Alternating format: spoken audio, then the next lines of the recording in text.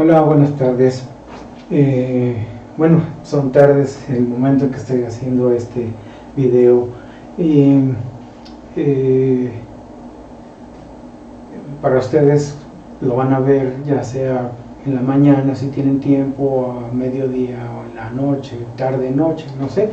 Entonces, pues esperando que estén bien, vamos a iniciar el curso. Este es el primer video. Maneja conceptos teóricos, un poco de historia de la electrónica y algunos conceptos que se requieren para manejar después la teoría de los dispositivos. Vamos a empezar entonces con un poco de historia de la electrónica. Si en el video no llegan a ver que desaparece mi imagen, no hay mucho problema. O sea, lo importante es que ustedes vean el pizarroncito que tengo aquí, en donde voy anotando el desarrollo de la teoría. Así que vamos a empezar. Ustedes pueden ver aquí en el inicio del pizarrón, el encabezado es breve historia de la tecnología. Están marcadas fechas importantes. Es un resumen muy breve. Vamos a recorrerlo. En 1904 un señor llamado Fleming inventa el diodo, pero el diodo en válvula al vacío, ¿sí? Es el inicio. La intención de inventar el diodo siempre ha sido reemplazar a los interruptores mecánicos. Entonces, desde que se inventó en válvula al vacío, buscaba ese objetivo. Así que en 1904 Fleming inventa el diodo en válvula al vacío. Entre los años 1906 y 1920, no hay una fecha clara. No quise indagar más porque no se trata de entrar en demasiados detalles. Entre estos dos años, 1906 y 1920, se inventa el triodo, que sería el antecesor del transistor. O sea, a partir de que dominaron el diodo, pues a esa válvula al vacío, ustedes las habrán visto o las pueden buscar en el Google. Los investigadores pues insertaron una tercera terminal entre las dos terminales que hacían la función del diodo, y esa tercera terminal intervino como un modulador o un controlador. Así que a partir de ahí se formó lo que era el triodo, el antecesor del transistor. En 1920 se desarrolla, a partir ya de estos dos elementos, el diodo y el triodo, que sería como tener pues el diodo y el transistor, se desarrolla un transmisor y un receptor de AM. Empieza la transmisión-recepción de AM en su primera forma de desarrollo. En 1933, o sea, 13 años después, 1933, se desarrolla el FM, igual un transmisor-receptor. Enseguida marqué aquí el periodo que ocurre la Segunda Guerra Mundial, en 1939 y 1945. La presencia de la Segunda Guerra Mundial, como es lógico, trajo la lucha por el desarrollo de la tecnología entre los países que se estaban enfrentando para tratar de superar al enemigo. Entonces, aceleró el desarrollo la Segunda Guerra Mundial. Eso hizo que en 1947 se inventara el transistor bipolar, que es el primer transistor que se desarrolló. Hay otros tipos de transistores que han aparecido. En 1950, a raíz del transistor bipolar, nace la televisión comercial. La televisión comercial se empieza a desarrollar muy rápidamente a raíz de la aparición del transistor, pero los televisores ya se empezaron fabricando con válvulas, o sea, con diodos, triodos y otro dispositivo que lleva 4 terminales que se llamaba tetrodo. Entonces, los primeros televisores en blanco y negro eran de válvulas y tenían uno que otro transistor dentro de la circuitería. Después ya fueron reemplazados las válvulas al vacío y todos se hicieron de puros transistores. Así que en 1950 nace la televisión comercial. Entre 1925 y 1952, vean los años, o sea, de 1925 es cuando se desarrolló la AM, la transmisión de AM, de FM. Entre 1925 y 1952 se desarrolla la teoría de otro transistor, pero se desarrolla solo la teoría, no se desarrolló físicamente el dispositivo. Se empezó a inventar la teoría que podía superar al transistor que puse aquí, bipolar, ¿no? Entonces se desarrolla la teoría de un nuevo transistor que trataba de hacer mejor las cosas, que era el FET, así se le conoce. Después vamos a definir qué cosa es estas siglas, pero era solo la teoría, no había la tecnología para fabricarlo. En 1958 estaba esta empresa que era de las primeras que fabricaban dispositivos semiconductores, o sea, transistores y diodos. Esta empresa llamada Fairchild Semiconductor, todos la hemos oído mencionar alguna vez, desarrollan el primer circuito integrado, que funcionaba ya como un microprocesador, o sea, un cerebro electrónico. Eso dio origen a que 2 años después, 1960, se produjera la primer computadora digital.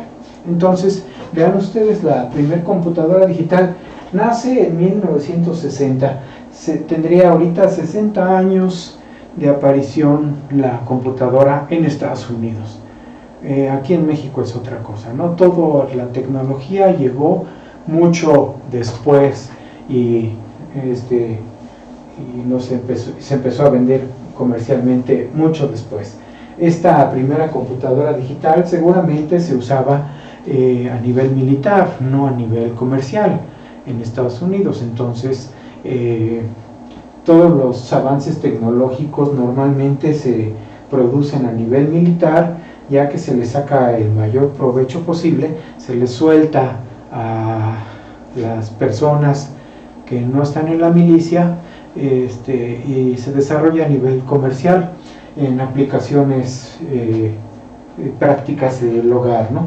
Entonces, un año antes, en 1959, estas dos personas, Davon Khan y Mohamed Atala,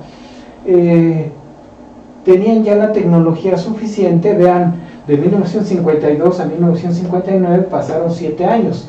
7 años después, estas dos personas, el primero era un coreano, ya nacionalizado americano, el segundo me imagino que es un hindú, también ya nacionalizado americano. Ellos dos trabajaban en los laboratorios Bell, son muy importantes esos laboratorios, e inventan el transistor MOSFET.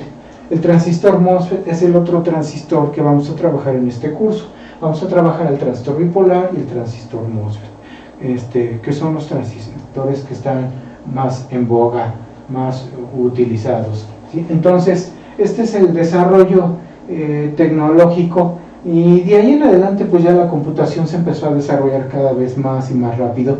Aquí en México las primeras computadoras digitales se empezaron a vender por ahí de 1975, 1972, 73, 74 o 75, por ahí empezaron a aparecer las primeras computadoras digitales que no eran más que computadoras para juegos electrónicos básicos, como el ping pong y todo eso, y quizás alguna más adelantito, ya acercándose a 1978, empezaron a aparecer computadoras con procesadores de texto muy burdos para empezar a usarlas en sustitución de las máquinas de escribir.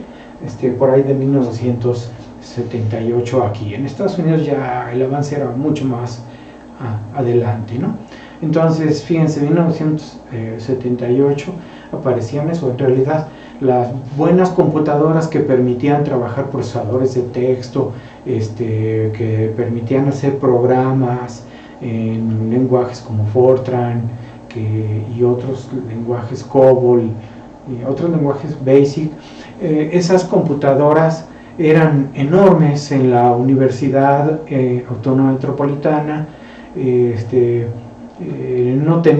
No existían las PCs, o sea, había una sola computadora que manejaba unas 20 terminales, y en esas 20 terminales asistíamos los alumnos a realizar los programas. Todavía no había procesador de texto en ese tiempo en esa computadora, se llamaba la HP 3000 esa computadora. Sirvió muchos años en la universidad. Antes de 1960 había computadoras llamadas analógicas, que eran muy lentas y que lo único que hacían era simular procesos físicos descritos con ecuaciones diferenciales, pero no eran de aplicación común como ahora, ¿no? O sea, eran máquinas gigantes, hechas con transistores y hasta quizás con válvulas, algunas de ellas, pero hasta 1978 había mini computadoras, o sea, que manejaban a muchos usuarios, pero no había computadoras personales, ¿no? Entonces, esta es la historia de la electrónica. Hasta aquí llega una parte del pizarrón. La otra parte es un pedacito que falta. La cámara no alcanza a registrar, entonces voy a mover la cámara para que veamos este otro recorrido, ¿sí? Si me permiten tantito, por favor.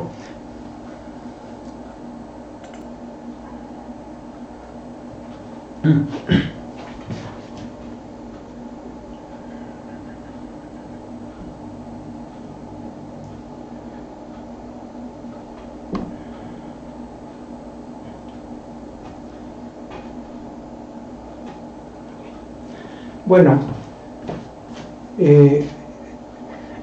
no se alcanza a ver perfectamente la parte de abajo, se las voy a leer, pero ustedes pueden ver en esta parte del pizarrón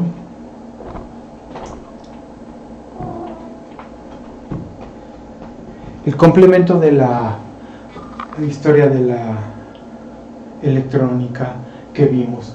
Aquí les hago notar la importancia de la empresa Bell Laboratories Bell. Laboratorios Bell perteneció a esta fábrica que ustedes seguramente conocen, la AT&T. La AT&T pues es estadounidense. Ellos poseían estos laboratorios en 1925.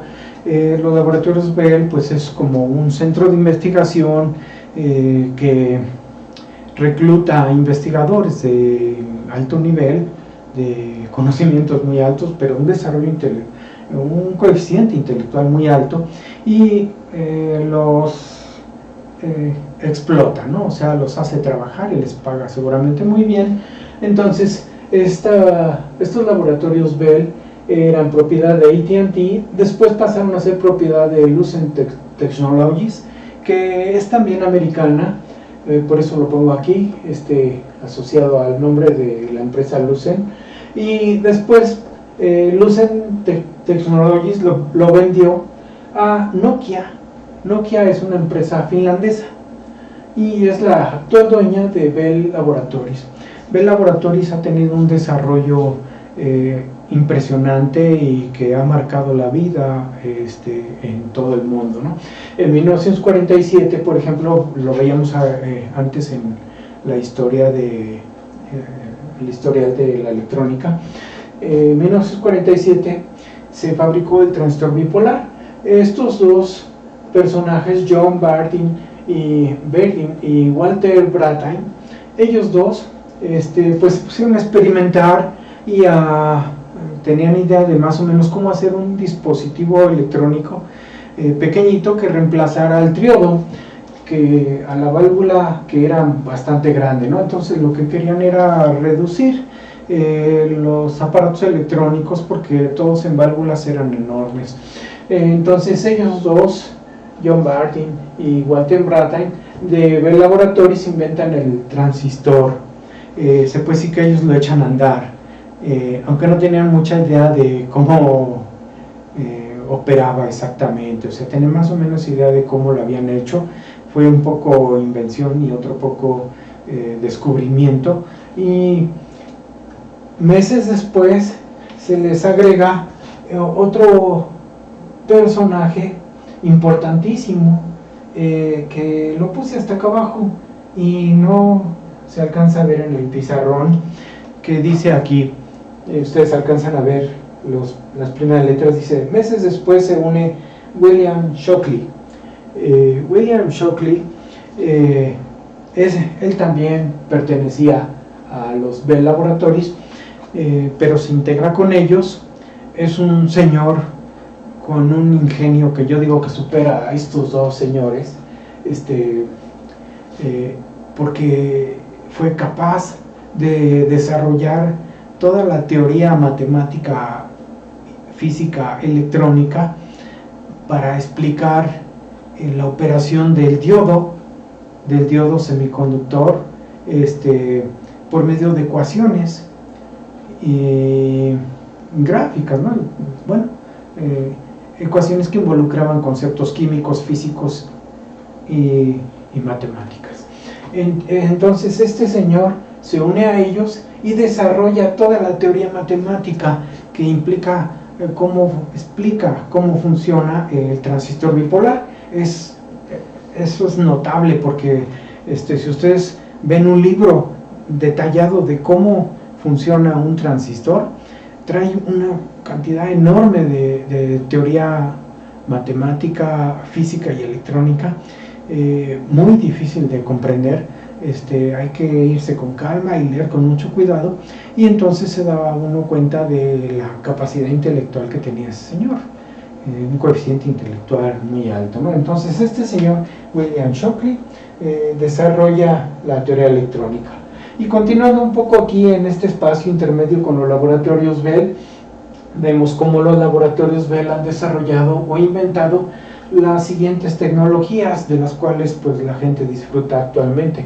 Ellos inventaron el láser, los laboratorios Bell, la fibra óptica, las tecnologías de acceso a internet, inventaron la telefonía móvil. ¿Quién no usa hoy telefonía móvil? Inventaron los satélites de comunicación, los sistemas operativos como el Unix y el lenguaje C++. Los científicos que ha reclutado esta empresa han ganado, lo pongo aquí en el inciso 8, han ganado 9 premios Nobel de investigación. O sea, es una compañía muy prestigiada y han hecho un desarrollo muy notable, ¿sí?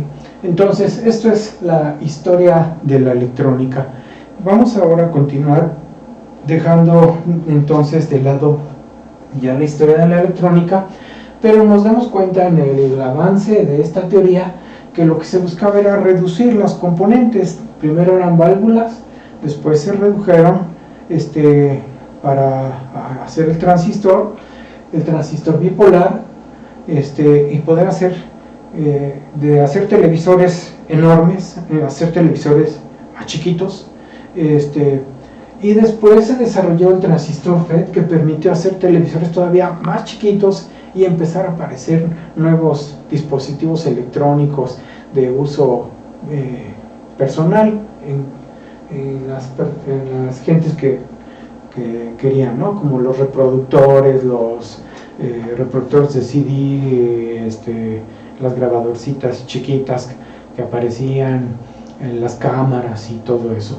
Entonces el transistor FET vino a reducir más la tecnología.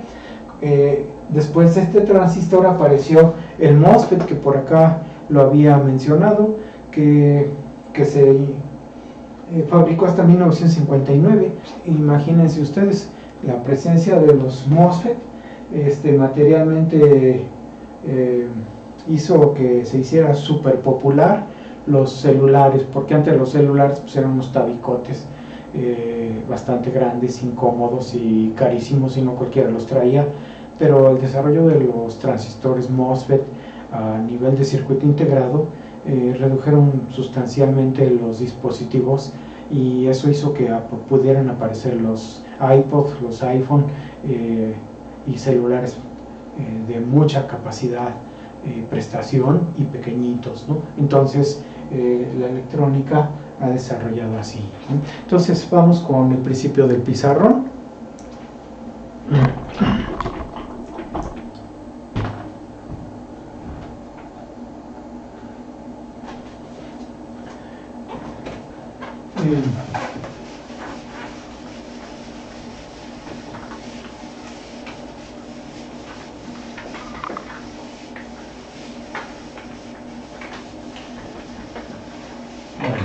Estoy usando este borrador y el pizarrón pues es nuevo, y el borrador pues no borra muy bien, deja un poco de huella, a ver si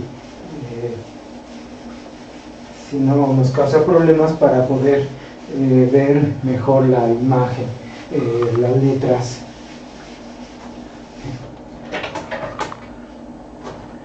Bueno, entonces a raíz de la reducción de los componentes se puede empezar a hablar de la fabricación de circuitos integrados con distintas cantidades de componentes dentro de cada circuito. La clasificación de cuántas componentes puede tener un circuito integrado se conoce como escala de integración. Escala de integración. Entonces,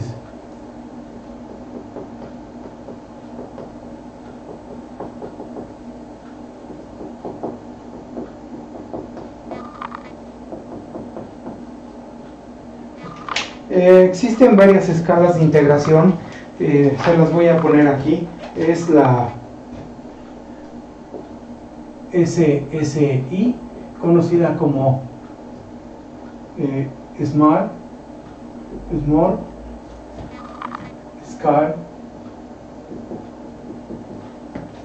Integration.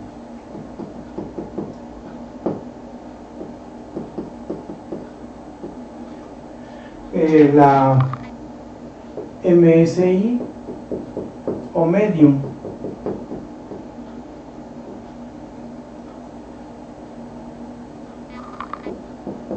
Mediana escala de integración. La LSI o Large, grande escala de integración. La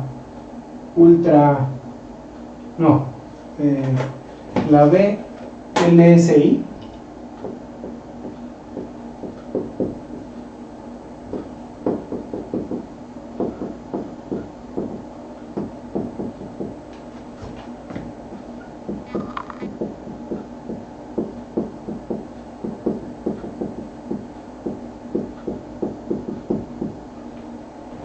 la ULSI,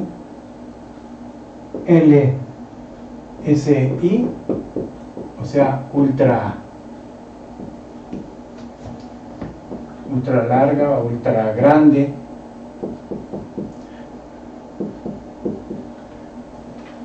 Y la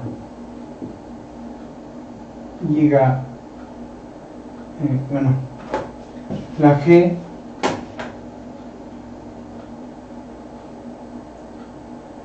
GSI, conocida como Giga Scale Integración.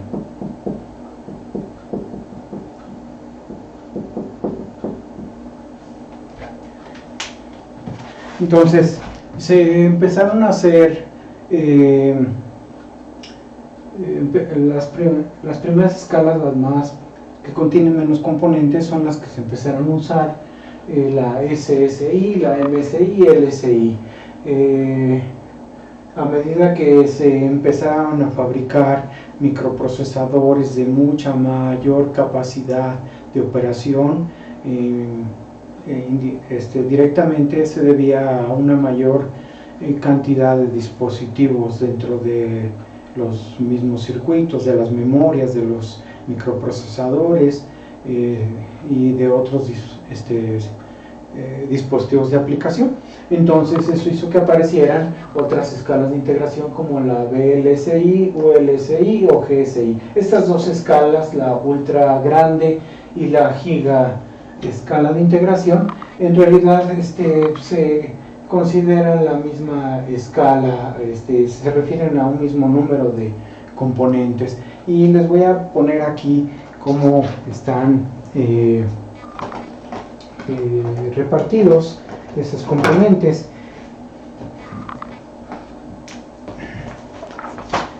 qué cantidad de componentes se consideran en cada escala.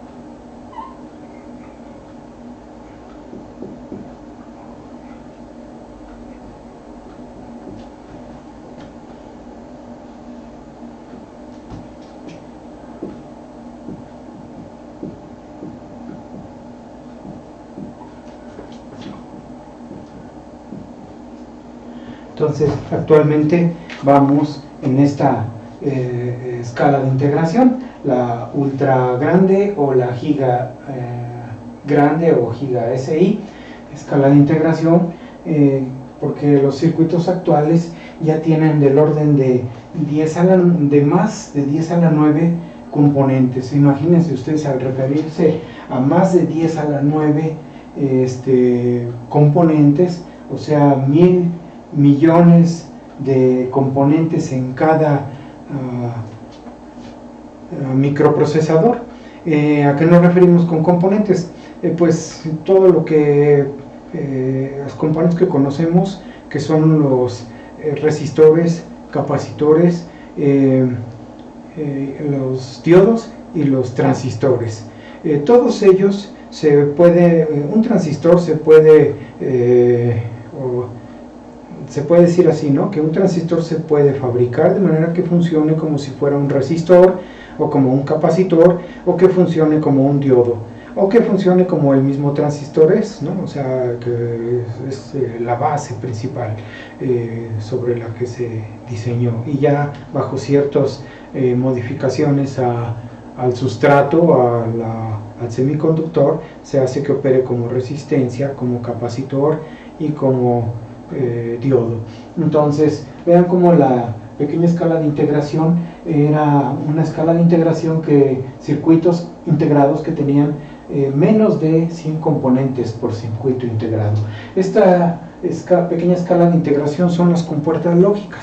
Las compuertas lógicas que todavía ven en circuito integrado, o sea, compuertas AND, compuertas OR y sus funciones complementarias, la NAND, la NOR, son circuitos integrados que tienen menos de 100 transistores dentro de ellos. Después vienen circuitos más elaborados que no sé si han oído hablar de ellos o ustedes los han visto en sus materias de diseño lógico, que parece que ustedes la llevan, que son los codificadores, multiplexores, bueno, esos dispositivos que son un poco más complejos que las compuertas lógicas, tienen componentes de 100 a 1000 por circuito integrado, y hay circuitos más sofisticados que llevan ya de 1000, 10 a la 3, a 10.000, de 1000 a 10.000 componentes, pero en realidad estos parece que han ido desapareciendo poco a poco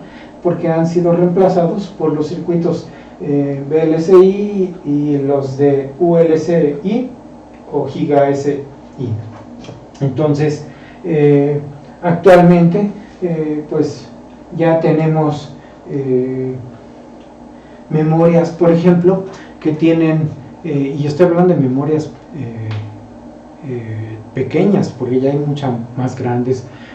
Por ejemplo, ustedes saben que en las computadoras es fácil encontrar una memoria de 4 gigas. Cada 4 gigabits, ¿sí? 4 gigabits. Un bit es la unidad menor de memoria. Hablar de un bit es hablar de un dispositivo electrónico que almacena un nivel de voltaje. Ese dispositivo electrónico, que algunos textos lo explican como un capacitor, pero es un transistor configurado para que opere como capacitor. Ese transistor representa un bit. Entonces, si hablo de una memoria que tiene 4 gigabits,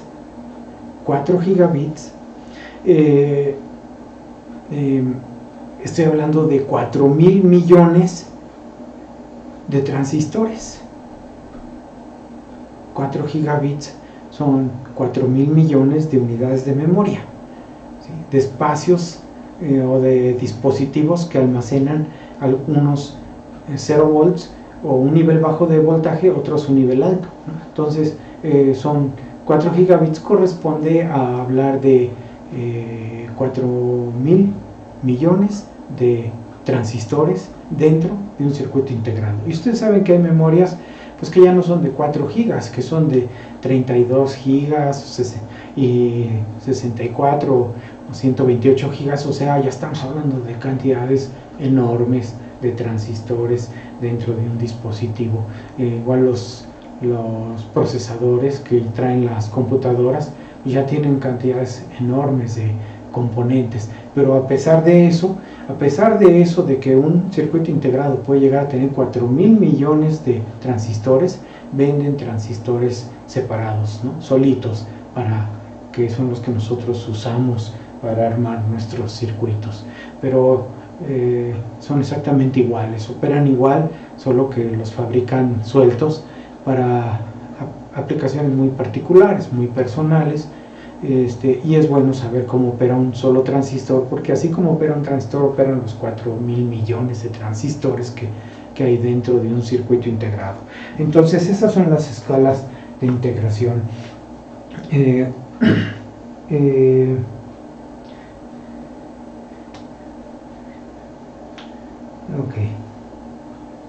Entonces,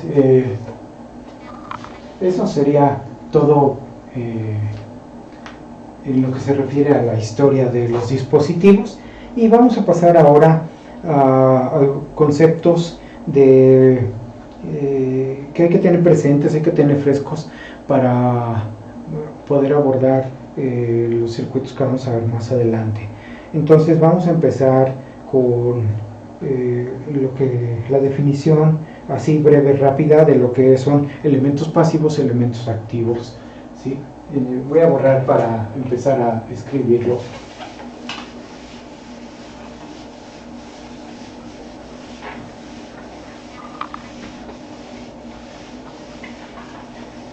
Este es un video de media hora, enseguida viene otro video de media hora que continúa esta explicación.